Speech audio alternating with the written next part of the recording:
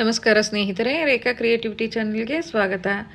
ಬನ್ನಿ, ಇವತ್ತು ಇಲ್ಲಿ ನೋಡ್ತಾ ಇದ್ದೀರಲ್ಲ, ಇದು ಮಾವಿನ ಹಣ್ಣಿನ ಜಲ್ಲಿ, ಮಾಮಿಡಿ ತಂಡ್ರ ಅಂತ.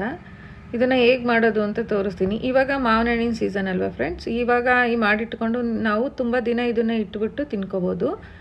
ಒಂದೊಂದು ಸಲ ಹಣ್ಣು ಜಾಸ್ತಿ ಇದ್ದಾಗ, ಅಕಸ್ಮಾತ್ ಹಣ್ಣನ್ನ ಒಟ್ಟಿಗೆ ಜಾಸ್ತಿ ತಂದಾಗ ಎಲ್ಲ ಒಂದೇ ಸಲ ಖಾಲಿ ಮಾಡೋಕ್ಕಾಗಲ್ವಲ್ಲ, ಅವು ಹಣ್ಣಾಗ್ಬಿಟ್ಟು ಜಾಸ್ತಿ ಹಳೇದಾಗ್ಬಿಡುತ್ತೆ. ಅದಕ್ಕೋಸ್ಕರ ಈ ರೀತಿ ಮಾಡಿಟ್ಕೊಂಡ್ರೆ ಇದನ್ನು ತುಂಬ ದಿನ ಇಟ್ಕೊಂಡು ನಾವು ತಿನ್ಬೋದು. ಹೇಗೆ ಮಾಡೋದು ಅಂತ ತೋರಿಸ್ತೀನಿ ಬನ್ನಿ. ನೋಡಿ, ಈ ಥರ ಚೆನ್ನಾಗಿ ಹಣ್ಣಾಗಿರೋವಂಥ ಮಾವಿನ ಹಣ್ಣನ್ನ ತೊಗೋಬೇಕು.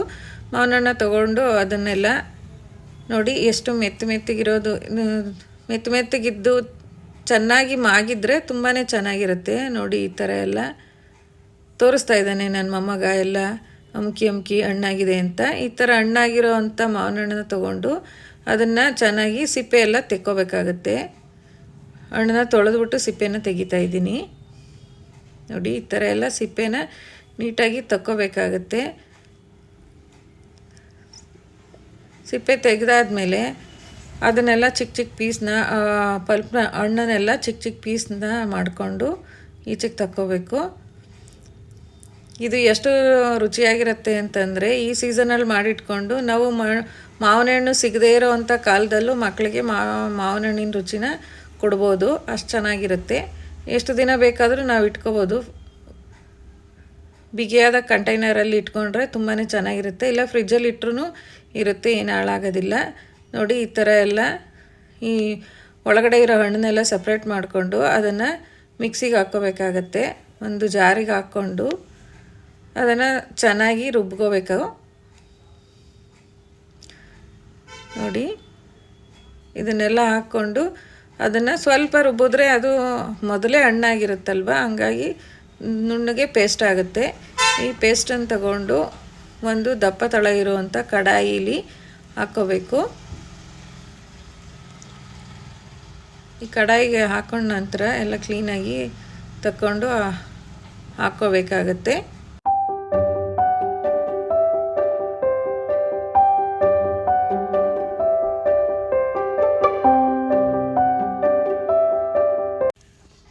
ಅದೆಲ್ಲ ಕಡಾಯಿಗೆ ಹಾಕೊಂಡ ನಂತರ ನೀವು ಸಕ್ಕರೆ ಅಥವಾ ಬೆಲ್ಲ ಯಾವ್ದು ಬೇಕಾದರೂ ಹಾಕ್ಕೋಬೋದು. ನಾನಿಲ್ಲಿ ಸಕ್ಕರೆ ಹಾಕ್ತಾಯಿದ್ದೀನಿ. ನಿಮಗೆ ರುಚಿಗೆ ಎಷ್ಟು ಬೇಕೋ ಅಷ್ಟು ಹಾಕ್ಕೊಳ್ಳಿ. ಈ ಎಣ್ಣೆ ಮೊದಲೇ ಸ್ವೀಟ್ ಜಾಸ್ತಿ ಇರುತ್ತೆ, ಹಾಗಾಗಿ ನಾನು 3 ಸ್ಪೂನಷ್ಟು ಸಕ್ಕರೆನ ಇಲ್ಲಿ ಆ್ಯಡ್ ಮಾಡ್ಕೊಂಡಿದ್ದೀನಿ. ಚೆನ್ನಾಗಿ ಕಲಿಸ್ಕೊಂಡು ಸ್ಟವ್ ಆನ್ ಮಾಡಿಕೊಂಡು ಅದ್ರ ಮೇಲೆ ನಾವು ಸುರಿದಿಟ್ಕೊಂಡಿದ್ದೀವಲ್ಲ ಕಡಾಯಿಗೆ, ಅದನ್ನು ಸ್ಟವ್ ಮೇಲೆ ಇಟ್ಟು ಮೀಡಿಯಮ್ ಫ್ಲೇಮ್ನ ಇಟ್ಕೊಂಡು ಚೆನ್ನಾಗಿ ಕಲಿಸ್ಬೇಕಾಗತ್ತೆ. ನೋಡಿ, ಬಿಸಿ ಆದ ನಂತರ ಇದು ಈ ಥರ ಕುದಿಯೋದಕ್ಕೆ ಸ್ಟಾರ್ಟ್ ಆಗುತ್ತೆ. ಈ ಕುದಿಯೋವಾಗ ಆ ಕಡೆ ಈ ಕಡೆ ಸಿಡಿಯೋವಂಥ ಚಾನ್ಸಸ್ ಇರುತ್ತೆ, ಹಂಗಾಗಿ ಕಂಟಿನ್ಯೂಸ್ ಆಗಿ ನಾವು ತಿರುತ್ತಾ ಇದ್ದರೆ ಅಷ್ಟು ಸಿಡಿಯಲ್ಲ. ತುಂಬಾ ಜಾಸ್ತಿ ಉರಿ ಆದರೆ ತಳ ಒತ್ತುವಂಥ ಚಾನ್ಸಸ್ ಇರುತ್ತೆ. ಅದಕ್ಕೋಸ್ಕರ ಮೀಡಿಯಮ್ ಫ್ಲೇಮ್ ಇಟ್ಕೊಂಡು ನಾವು ಇದನ್ನು ಚೆನ್ನಾಗಿ ಕೈ ಆಡ್ತಾ ಬರಬೇಕು. ಕೈ ಆಡ್ತಾ ಬಂದ ನಂತರ ಸ್ವಲ್ಪ ಅದು ಕಲರ್ ಚೇಂಜ್ ಆಗ್ತಾ ಬರುತ್ತೆ. ಆಗ ಅದಕ್ಕೆ ನೋಡಿ ಈ ಥರ ಕುದೀತಾ ಇದೆ. ಇದಕ್ಕೆ ನಾನು ಏಲಕ್ಕಿನ ಸೇರಿಸ್ತಾ ಇದ್ದೀನಿ. ನಾನು ಇದಕ್ಕೆ ಕಲರ್ ಏನೂ ಆ್ಯಡ್ ಮಾಡ್ತಾ ಇಲ್ಲ, ಯಾಕೆಂದರೆ ಮಾವಿನ ಹಣ್ಣು ಕಲರೇ ಇರುತ್ತಲ್ವ, ಹಾಗಾಗಿ ಬೇರೆ ಆರ್ಟಿಫಿಷಿಯಲ್ ಕಲರ್ ಏನೂ ಆ್ಯಡ್ ಮಾಡ್ತಾ ಇಲ್ಲ. ಬೇಕಾದರೆ ನಿಮಗೆ ಬೇಕಂದರೆ ಇದಕ್ಕೆ ಯಾವ ಕಲರ್ ಬೇಕಾದರೂ ಆ್ಯಡ್ ಮಾಡ್ಕೋಬೋದು. ನೋಡಿ, ಈಗಾಗಲೇ ಚೆನ್ನಾಗಿ ಕುದೀತಾ ಇದೆ. ಇದು ತಳ ಬಿಡೋದಕ್ಕೂ ಸ್ಟಾರ್ಟ್ ಆಗ್ತಾ ಇದೆ ಆಲ್ರೆಡಿ. ಇದನ್ನು ಚೆನ್ನಾಗಿ ಕೈ ಆಡ್ತಾ ಇದ್ದರೆ ನಮಗೆ ಸಿಡಿಯೋಲ್ಲ ಆ ಕಡೆ ಈ ಕಡೆ ಎಲ್ಲ. ಇಲ್ಲ, ಮೀಡಿಯಮ್ ಫ್ಲೇಮ್ ಮಾಡಿಬಿಟ್ಟು ಅದಕ್ಕೆ ಮುಚ್ಚೂ ಇಡ್ಬೋದು ಸ್ವಲ್ಪ ಹೊತ್ತು.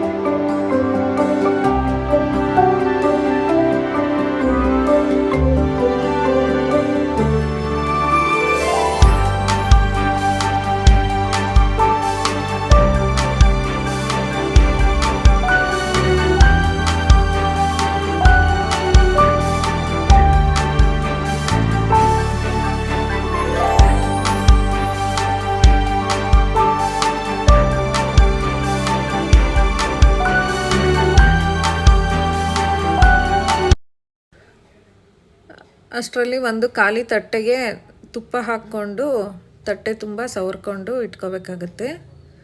ನೋಡಿ ತುಪ್ಪ ಹಾಕ್ತಾಯಿದ್ದೀನಿ. ಇದನ್ನು ತಟ್ಟೆ ಪೂರ್ತಿ ಸವರ್ಕೊಂಡು ಇಟ್ಕೋಬೇಕು. ಇಟ್ಕೊಂಡು ಅಷ್ಟೊತ್ತಿಗೆ ರೆಡಿ ಮಾಡಿ ಇಟ್ಕೊಂಡಿರಬೇಕು. ಈ ಥರ ಎಲ್ಲ ತುಪ್ಪ ಸವರ್ಬಿಟ್ಟು ತುಪ್ಪ ಸವರಿರೋ ತಟ್ಟೆಗೆ ನಾವು ಇಷ್ಟೊತ್ತು ಕಾಯಿಸಿದ್ವಲ್ಲ ಅದು ಸ್ವಲ್ಪ ತಳ ಬಿಡಂಗೆ ಆದಮೇಲೆ ನೋಡಿ ಈ ಥರ ಕಲರ್ ಬಂದಿದೆ. ಇಷ್ಟು ಕನ್ಸಿಸ್ಟೆನ್ಸಿ ಇದ್ದರೆ ಸಾಕಾಗುತ್ತೆ. ಇನ್ನೊಂದು ಚೂರು ಗಟ್ಟಿಗಾದರೂ ಏನು ತೊಂದರೆ ಇಲ್ಲ. ನಾನು ಇಷ್ಟಕ್ಕೆ ಸಾಕಂತ ಹೇಳಿ ಹಾಕ್ತಾಯಿದ್ದೀನಿ. ಅದನ್ನೆಲ್ಲ ತಟ್ಟೆಗೆ ಹಾಕ್ಬಿಟ್ಟು ತಟ್ಟೆ ತುಂಬ ಹರಡಬೇಕಾಗತ್ತೆ. ಜಲ್ಲಿ ಸ್ವಲ್ಪ ದಪ್ಪ ಬೇಕು ಅಂತ ಇದ್ದರೆ ಸ್ವಲ್ಪ ದಪ್ಪನಾಗಿ ಇದು ಮಾಡ್ಕೊಳ್ಳಿ. ಇಲ್ಲ ಬೇಡ ಅಂತ ತೆಳುವಾಗಿದ್ರೂ ಚೆನ್ನಾಗಿರುತ್ತೆ. ಸ್ವಲ್ಪ ಬಿಸಿಲು ಮೇಲೆ ಡಿಪೆಂಡ್ ಆಗುತ್ತೆ.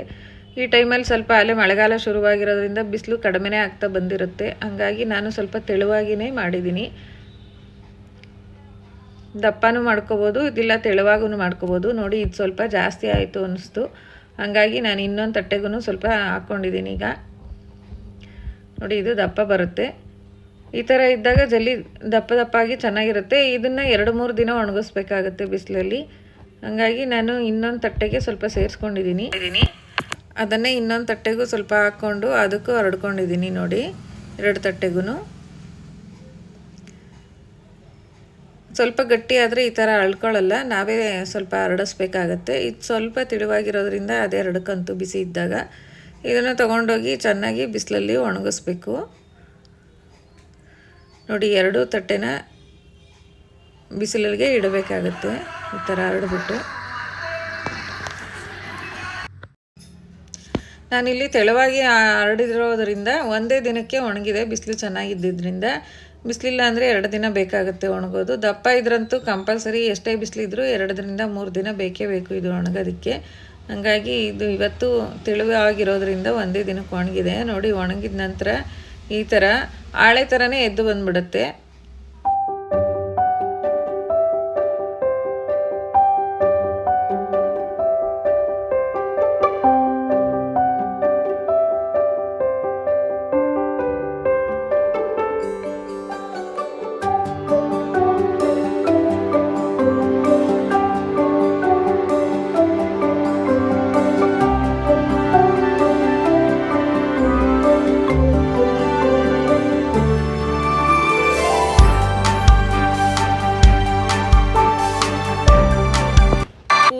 ಆಳೆ ಥರ ಬೇಕಾದ್ರೂ ಎತ್ತಿ ಮತ್ತೆ ಕಟ್ ಮಾಡ್ಕೋಬೋದು.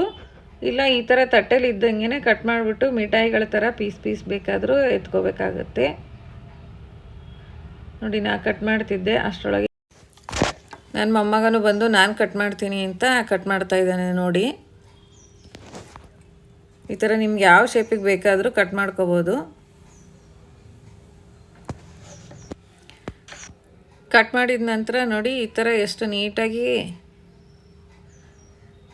ಎದ್ದು ಬರ್ತಾ ಇದೆ. ನೋಡೋದಕ್ಕೆ ಎಷ್ಟು ಚೆನ್ನಾಗಿ ಕಾಣಿಸ್ತಾ ಇದೆ. ಅದು ರುಚಿನೂ ಅಷ್ಟೇ ಚೆನ್ನಾಗಿರುತ್ತೆ. ನೋಡಿ ಇದು ಪೂರ್ತಿ ಈ ಥರನೂ ತೆಗಿಬೋದು. ಇಲ್ಲ ಕಟ್ ಮಾಡಿಕೊಂಡು ಇಷ್ಟು ಪೀಸ್ ಬೇಕಾದರೂ ಮಾಡ್ಕೋಬೋದು. ನೋಡಿ ಅದಾದ ನಂತರ ಎಷ್ಟು ಚೆನ್ನಾಗಿ ಕಾಣಿಸ್ತಾ ಇದೆ ಅಂದರೆ ನೋಡ್ತಿದ್ದ ತಕ್ಷಣವೇ ಬಾಯಲ್ಲಿ ನೀರು ಬರೋ ಥರ ಇದೆ.